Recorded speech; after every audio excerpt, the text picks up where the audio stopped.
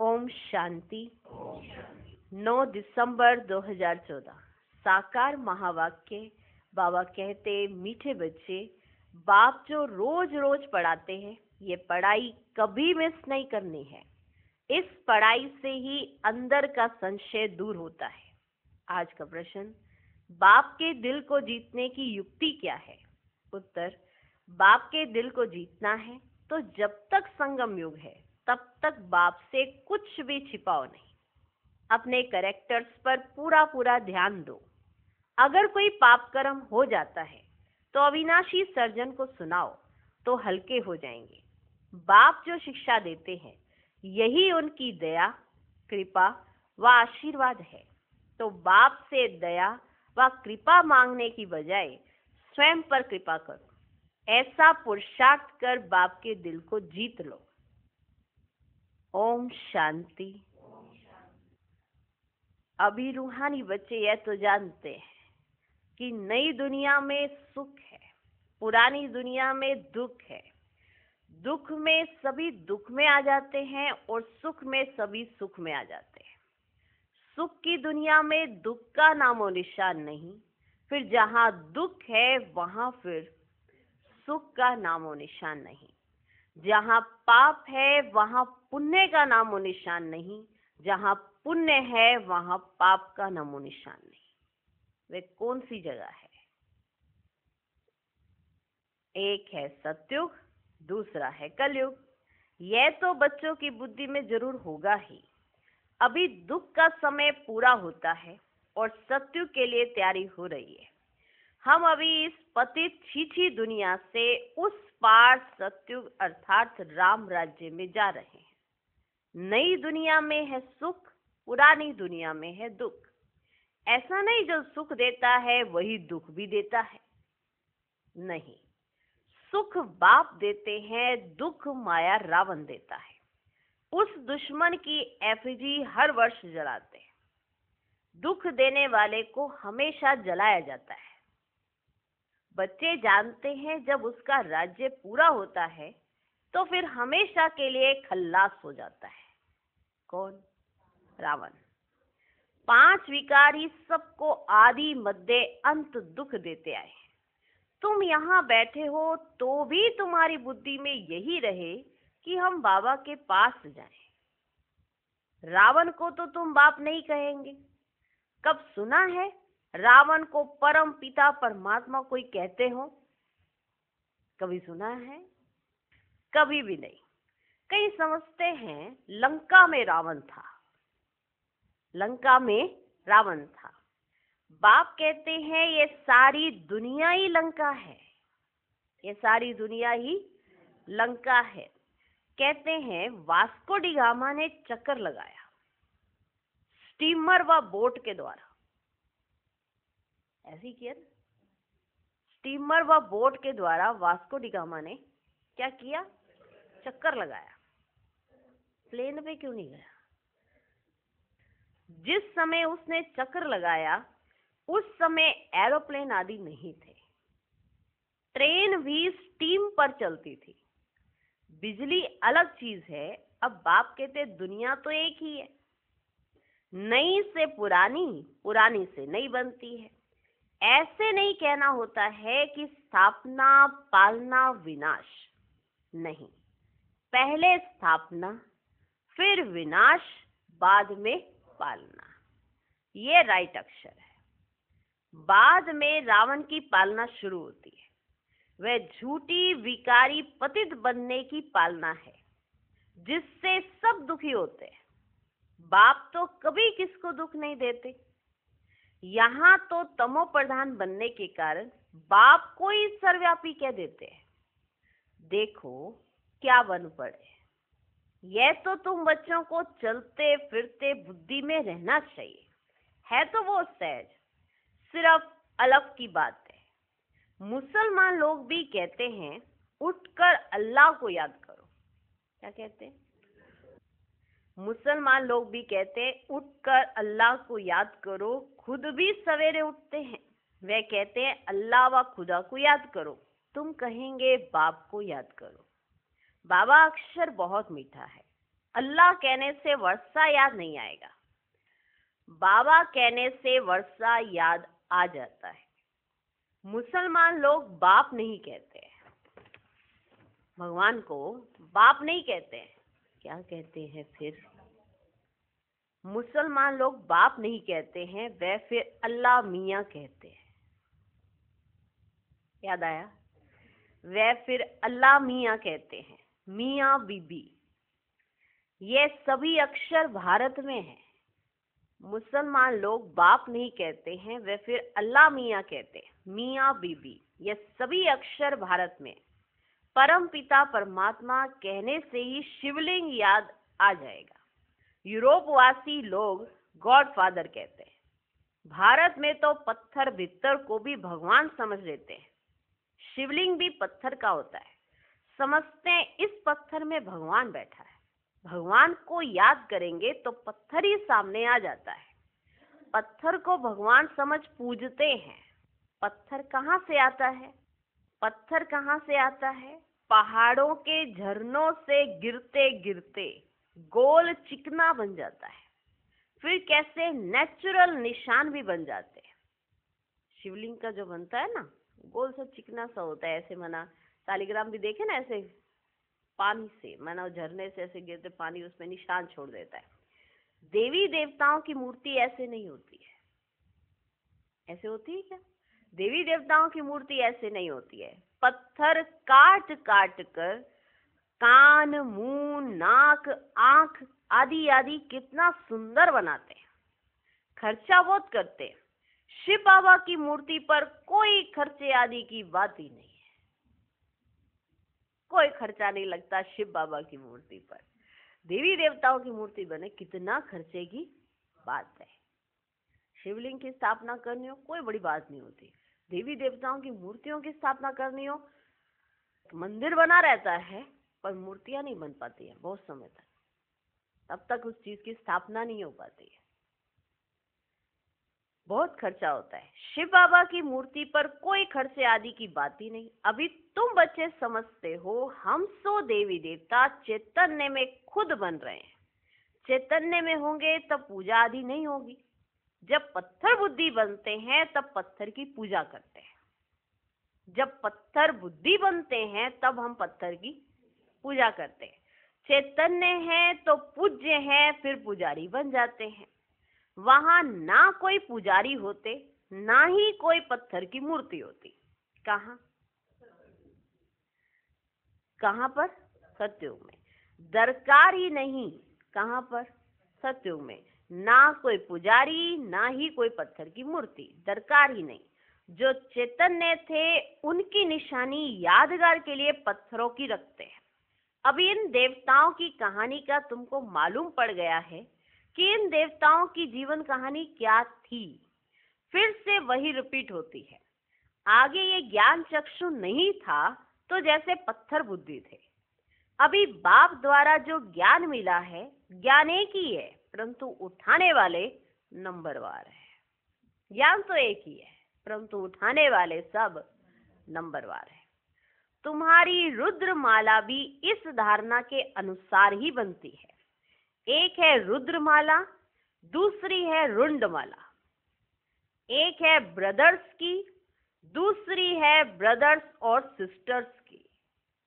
ठीक, एक है रुद्रमाला, एक है रुंडमाला। एक है ब्रदर्स की, एक है ब्रदर्स और सिस्टर्स की। ये बात समझ आ गई?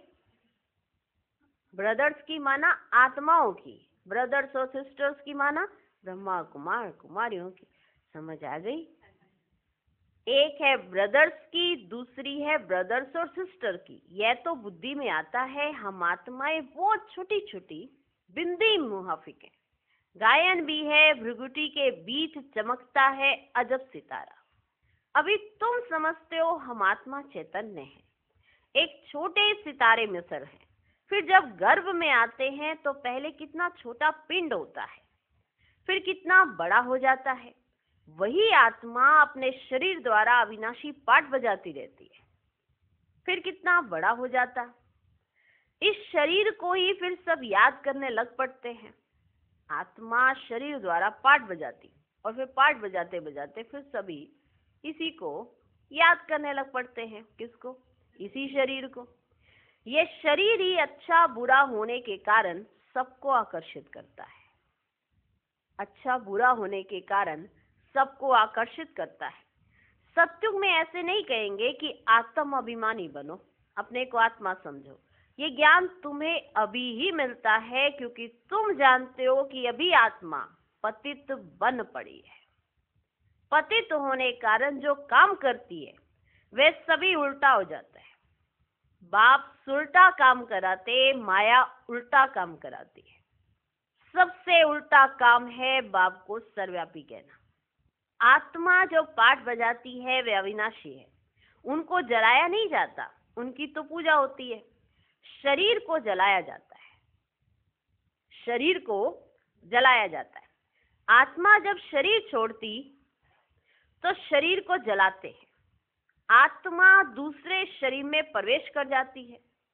आत्मा बिगर शरीर 2-4 दिन भी नहीं रख सकते, ऐसे उसके साथ रहते हैं। जब आत्मा है सालों साल एक साथ रहते हैं। जब आत्मा शरीर से निकल जाती है तो शरीर को 2-4 दिन भी नहीं रख सकते।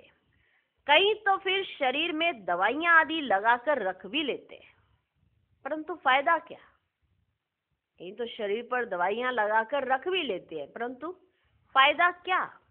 कृष्ण का एक सेंट जेवियर है, कहते हैं उसका शरीर अभी भी रखा हुआ है। उनका भी जैसे मंदिर बना हुआ है, किसको दिखाते नहीं है, सिर्फ उनके पांव दिखाते हैं। कहते हैं कोई पांव छू लेता है तो बीमार नहीं होता, पांव छूने से बीमारी से हल्के हो जाते हैं, तो समझते हैं उनकी कृपा हुई। क्रिश्चियंस का सेंट जेवियर माना उनके शरीर को ऐसे दवाइयों से और उन सब चीजों से रखा हुआ है, सिर्फ पांव दिखाते हैं, तो कहते हैं अगर कोई पांव छू लेता है तो उसकी बीमारी दूर हो जाती है। अब ये सेंट जेवियर की कृपा है, ये किसकी कृपा है? हाँ, पांव छूने से बीमारी से हल्के हो जाते हैं, तो समझते हैं उनकी कृपा। बाप कहते हैं भावना का भाड़ा मिल जाता है, भावना का भाड़ा मिल जाता है। निश्चय बुद्धि होने से कुछ फायदा होता है, बाकी ऐसे हो, अगर ऐसे ही हो तो ढेर के ढेर वहां जाएं, मेला लग जाए। बाप भी यहाँ आए हैं, फिर भी इतना ढेर नहीं आते, नहीं होते ना इतने ढेर। बाप यहाँ आए हैं ये सबको पता है, ढेर होने की जगह भी नहीं है, ढेर भी होने की भी जगह नहीं है। जब ढेर होने का समय आता है तो विनाश हो जाता है। इसके बाद अब ढेर होने वाले हैं तभी विनाश हो जाता है। यह भी ड्रामा बना हुआ है, इसका आदि व अंत नहीं है। हाँ, झाड़ की जर्जरी भूत अवस्था होती है, अर्थात तमो प्रधान बन जाता है, तब ये झाड़ चेंज होता है। कितना ये बेहद का बड़ा झाड़ है। पहले वे आएंगे जिनको पहले नंबर में जाना है, नंबरवार आएंगे ना। सभी सूर्यवंशी तो इकट्ठे नहीं आएंगे, चंद्रवंशी भी सभी इकट्ठे नहीं आते, नंबरवार माला अनुसार ही आएंगे। पाठधारी सभी इकट्ठे कैसे आएंगे? सभी इकट्ठे स्टेज पर आ जाएंगे क्या? नहीं आएंगे। खेल ही बिगड़ जाए। ये खेल बड़ा एक्यूरेट बना हुआ है, इसमें कोई चेंज नहीं हो सकता। यह खेल बड़ा एक्यूरेट बना हुआ है, इसमें कोई चेंज हो नहीं सकती। मीठे मीठे बच्चे जब यहाँ बैठते हो तो बुद्धि में यही याद रहना चाहिए कि ये खेल बड़ा एक्यूरेट, कैसा है? एक्यूरेट बना हुआ। और सत्संगों में तो और बातें बुद्धि में आती हैं। ये तो एक ही पढ़ाई है जिससे तुम्हारी कमाई होती है, उन शास्त्रों आदि को पढ़ने से कमाई नहीं होती। हाँ, कुछ ना कुछ गुण अच्छे होते हैं, ग्रंथ पढ़ने बैठते हैं तो ऐसे नहीं सभी निर्विकारी होते हैं। बाप कहते हैं इस दुनिया में सभी भ्रष्टाचार से पैदा होते हैं। तुम बच्चों से कोई पूछते हैं वहां जन्म कैसे होगा, बोलो वहां तो 5 विकार ही नहीं, योग बल से बच्चे पैदा होते हैं। पहले ही साक्षात्कार होता है कि बच्चा आने वाला है। वहां विकार की बात ही नहीं, यहाँ तो बच्चों को भी माया गिरा देती है। कोई कोई तो बाप को आकर सुनाते भी हैं, सुनाएंगे नहीं तो 100 गुना दंड पड़ जाएगा। बाप तो सभी बच्चों को कहते हैं कि कोई भी पाप कर्म हो जाता है तो बाप को झट बताना चाहिए। बाप अविनाशी वैद है। सर्जन को सुनाने से तुम हल्के हो जाएंगे। जब तक संगम युग है तब तक बाप से कुछ छिपाना नहीं है। कोई छिपाते हैं तो बाप के दिल को जीत नहीं सकते। सारा मदार पुरुषार्थ पर है। स्कूल में आएंगे ही नहीं तो कैरेक्टर कैसे सुधरेंगे। इस समय सबके कैरेक्टर्स खराब है। विकार ही पहले नंबर का खराब कैरेक्टर्स है। इसलिए बाप कहते बच्चों, काम विकार तुम्हारा महाशत्रु है।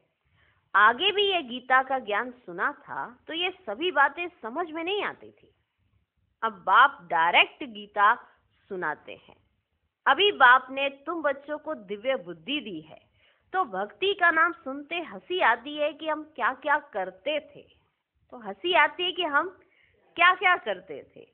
अभी तो बाप शिक्षा देते हैं। इसमें दया, कृपा व आशीर्वाद की तो कोई बात होती ही नहीं है। खुद पर ही दया, कृपा व आशीर्वाद करनी है। बाप तो हर बच्चे को पुरुषार्थ कराते हैं। बाप तो हर बच्चे को पुरुषार्थ कराते हैं। कोई तो पुरुषार्थ कर बाप के दिल को जीत लेते, कोई तो पुरुषार्थ करते करते मर भी पड़ते हैं। बाप तो हर बच्चे को एक जैसा ही पढ़ाते हैं। फिर कोई समय ऐसी गुह्य बातें निकलती हैं जो पुराना संशय ही उड़ जाता है, फिर खड़े हो जाते हैं। इसलिए बाबा की पढ़ाई कभी मिस नहीं करनी चाहिए। ये पढ़ाई कभी मिस नहीं करनी चाहिए। मुख्य है बाप की याद, दैवी गुण भी धारण करने हैं। कोई कुछ छीछी बोले तो सुना अनसुना कर देना चाहिए। Hear no evil, see no evil, talk no evil, think no evil. ऊंच पद पाना है तो मान अपमान, दुख सुख, हार जीत सब सहन जरूर करना है। बाप कितनी युक्तियां बतलाते हैं, फिर भी बच्चे बाप का भी सुना अनसुना कर देते हैं तो वे क्या पद पाएंगे। बाबा कितनी युक्तियां बताते हैं और बच्चे बाप का ही सुना अनसुना कर देते हैं तो वे क्या पद पाएंगे। बाप कहते हैं जब तक अशरीरी नहीं बने हैं तब तक माया की कुछ ना कुछ चोट लगती रहेगी। बाप का कहना नहीं मानते तो बाप का डिसरिगार्ड करते हैं। फिर भी बाप कहते हैं बच्चे सदा जीते जागते रहो और बाप को याद कर ऊंच पद पाओ।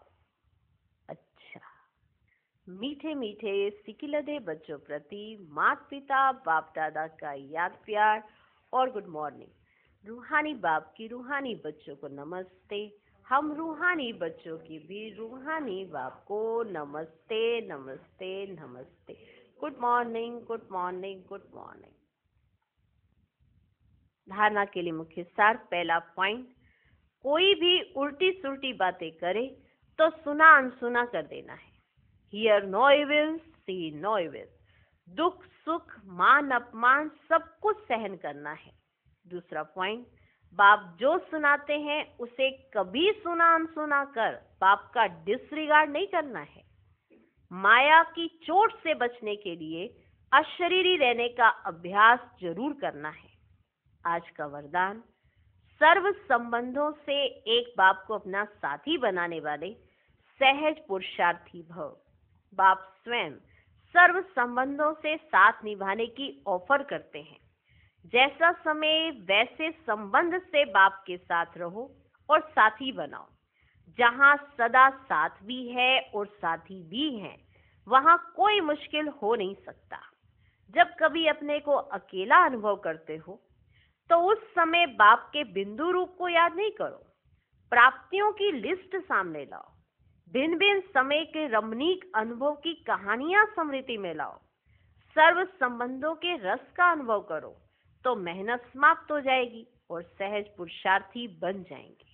माना जब आपको लग रहा है कि ऐसा कुछ खालीपन लग रहा है या अकेलापन लग रहा है, तो उस समय आप बाबा बिंदु मैं भी बिंदु, बाबा बिंदु मैं भी बिंदु, तो क्या होएगा, और ही नीरस होते जाएंगे। उस समय ये याद करना है कि बाबा से हमको क्या क्या मिला है, बाबा के साथ के अनुभवों को याद करना है, तो आपके अंदर उमंग उत्साह आएगा। तो कई आत्माएं ये जज ही नहीं कर पाती है कि किस समय कैसे बाबा को याद करना है। याद करना नहीं आता बात ये नहीं है, पर किस समय कैसे याद करना है ये समझ नहीं हो पाती। ठीक, अब आप जब चल रहे हो, जा रहे हो या कोई भी कार्य कर रहे हो, उस समय आपको कौन से संबंध से बाबा को याद करना है,